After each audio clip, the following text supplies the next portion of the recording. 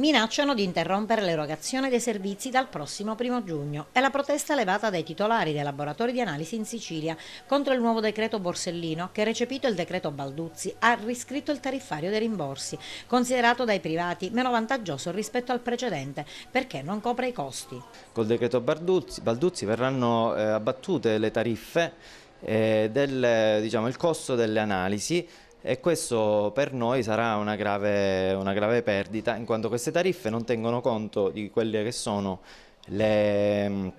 migliorie tecnologiche, i costi non tanto del reattivo del singolo esame, ma di tutto quello che ci vuole, a cominciare dalla professionalità, dalle specializzazioni, dagli esami sempre più specialistici e di qualità che vengono fatti, quindi dando un problema, cioè dando un costo aggiuntivo a quello che è il costo dell'esame in sé per sé. Quindi noi dal 1° giugno inizieremo una protesta che è stata annunziata già da 2 settimane,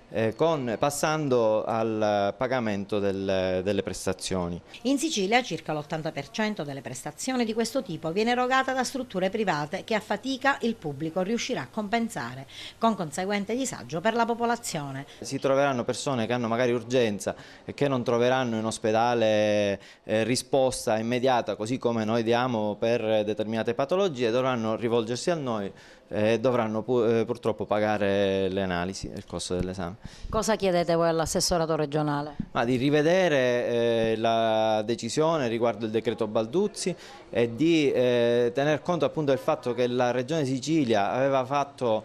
giustamente un tariffario proporzionato a quello che è il costo dell'esame, e non diciamo, recepire così semplicemente la direttiva nazionale che non è consona al lavoro, alla situazione lavorativa.